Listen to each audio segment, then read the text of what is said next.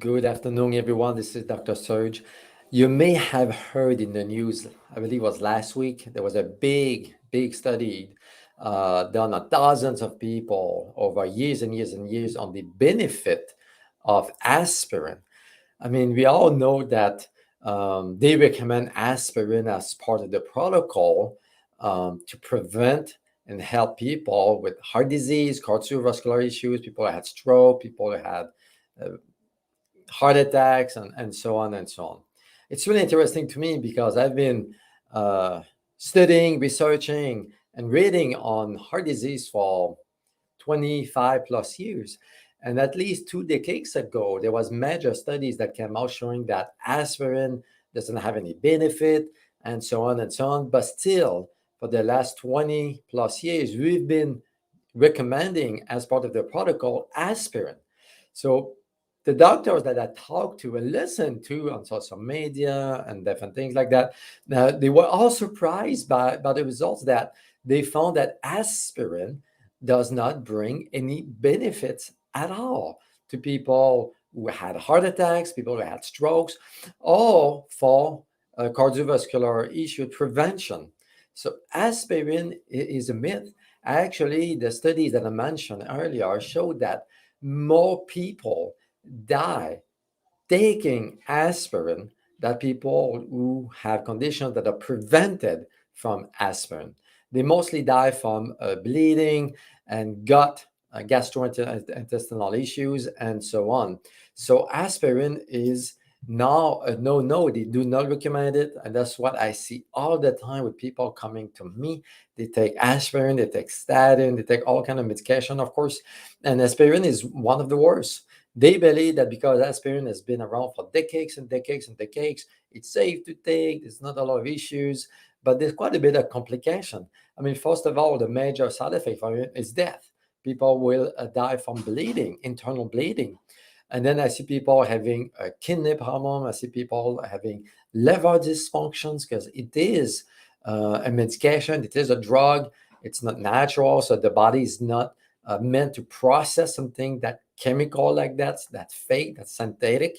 So the liver is really stressed from taking aspirin.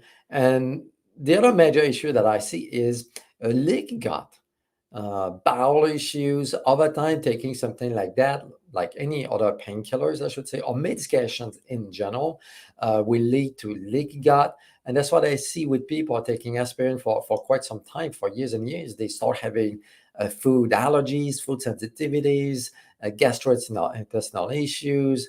Sometimes they end up with major constipations, and now they have to take other medications. Sometimes the other way around, people take aspirin and then they have diarrhea.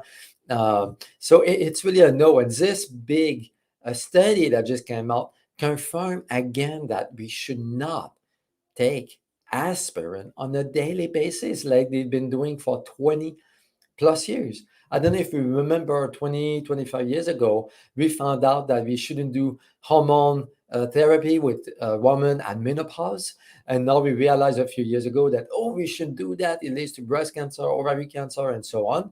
So every year we seem to find out that whatever we've been doing for a certain time, it turned out not to be so good.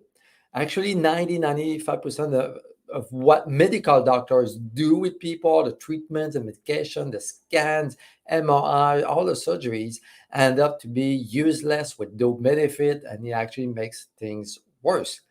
Why not change things to use more natural options? Cardiovascular issues is 100% preventable. It is not genetic. I hear a lot of people telling me, man, my whole family, my father, my grandfather, my uncles, and so on, they all have high blood pressure. They all died from a heart attack. It's in my genes. There's nothing I can do about it. But this is the biggest lie in nutrition: is it is 100% preventable.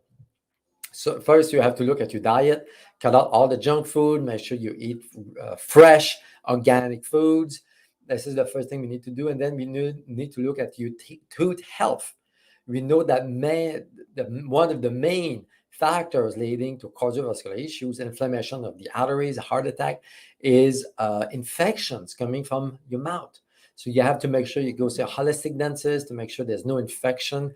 Regular dentists may not see those common infection, but those infection can be hidden into your gums, your mouth, your teeth. So to make sure that there's nothing infected in your mouth. And then toxins. We know that mercury coming from your mouth, like the silver filings, for example, chlorine. These are two major toxins that can lead to heart disease. Of course, we have the other ones like aluminum, arsenic, pesticide, fluoride. So at the end of the day, the goal is to do a good detox of your body that will get rid of the inflammation into your body, into your arteries, reducing your risk of heart problems. And then lastly, stress. In pretty much all cases of heart attack, stress was a trigger. And I hear that all the time. Have met people over the years, they tell me that everything was fine on my blood work. I did all those scans, EKG, everything looks normal. My heart was perfect health. But all of a sudden they had a heart attack. So that stress who started it, who triggered it. Make sure you handle your stress. You can walk, exercise, you can pray, you can meditate, you can journal, you can read, you can dance, whatever you need to do to release the stress. So in order to use aspirin, make sure that you work with your medical doctor to look at other options. Fish oil, turmeric, netto. These are really, really good options that have similar function and benefit as aspirin, but without a side effect. So there's many, many, many things out there you can do to prevent heart disease. So if you have any questions, you can let me know. You can write a comment below. So I will answer your questions. The goal here is to provide you with good information and empower you to help your body to prevent, in this case, cardiovascular issues.